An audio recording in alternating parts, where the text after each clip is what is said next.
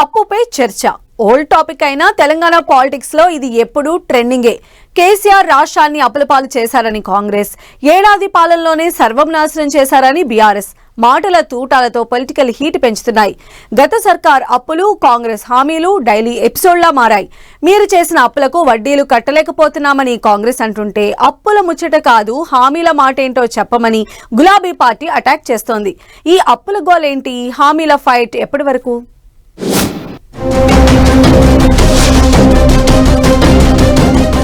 పదేళ్లు పాలించారు, రాష్ట్రాన్ని ముంచారని కాంగ్రెస్ అంటుంటే, ఏడాది పాలనలో 1,00,000 కోట్ల అప్పు చేశారని బీఆర్ఎస్ ఒకరిని ఒకరు దుమ్మెత్తి పోసుకుంటున్నారు. బీఆర్ఎస్ ప్రభుత్వ హయాంలో చేసిన అప్పులకు వడ్డీలు కట్టలేక తమ నడ్డి విరిగిపోతోందని కాంగ్రెస్ అంటుంటే, అప్పుల లెక్కలు కాదు కాంగ్రెస్ హామీల లెక్కలేంటో చెప్పాలంటోంది బీఆర్ఎస్. దీంతో ఎన్నికలకు ముందు జరిగినట్లుగానే కాంగ్రెస్ బీఆర్ఎస్ మధ్య రాష్ట్ర ఆర్థిక పరిస్థితిపై డైలాగ్ వార్ కొనసాగుతోంది. 10 ఏళ్ల కేసీఆర్ పాలనలో అడ్డగోలుగా అప్పులు చేశారని, 7.5 లక్షల కోట్లు అప్పులు తెచ్చారని సీఎం రేవంత్ రెడ్డితో పాటు కాంగ్రెస్ నేతలు ఆరోపిస్తున్నారు. ఇదే విషయంపై కాంగ్రెస్ ను కార్నర్ చేస్తోంది బీఆర్ఎస్. అప్పుల లెక్కలు కాదు హామీల లెక్కలు చెప్పు అంటూ రేవంత్ రెడ్డికి కేటీఆర్ సవాల్ విసురుతున్నారు. వడ్డీల ముచ్చట్లు కాదు వాగ్దానాల మాటేంటో చెప్పని నిలదీస్తున్నారు. ఏడాది పాలనలో రేవంత్ రెడ్డి కొత్తగా 1,00,000 కోట్ల అప్పులు చేశారని, మరి కాంగ్రెస్ చేస్తున్నదేంటని ప్రశ్నిస్తోంది అపోజిషన్. ముఖ్యమంత్రి తన తప్పులను కప్పిపుచ్చుకునేందుకు, హామీలను ఎగ్గొట్టేందుకు అప్పులంటూ గోల పెడుతున్నారని మండిపడుతోంది బీఆర్ఎస్.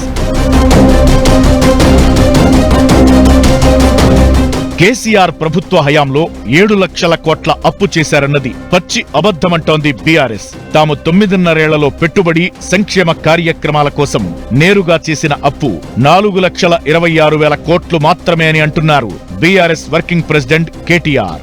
ప్రతి నెల 6,500 కోట్లు వడ్డీలు అప్పుల కోసం కడుతున్నామంటూ సీఎం చెబుతున్నది కూడా శుద్ధ తప్పు అని, బడ్జెట్ పత్రాల ప్రకారం నెలకి 2,900 కోట్ల చొప్పున మాత్రమే చెల్లిస్తున్నారని అంటున్నారు కేటీఆర్. తమ హయాంలో అప్పులు తెచ్చి ఆస్తులు నిర్మించామని, కానీ 1,00,000 కోట్ల అప్పు తెచ్చిన రేవంత్ సర్కార్ ఒక్క ఇటుకైనా పేర్చలేదంటోంది బీఆర్ఎస్. మాట్లాడితే అప్పుల భారం ఎక్కువైందని, వడ్డీలు కట్టలేకపోతున్నామని మాట్లాడుతున్న రేవంత్ కు అధికారంలోకొచ్చే ముందు ఈ విషయాలు తెలియవా అని క్వశ్చన్ చేస్తోంది బీఆర్ఎస్.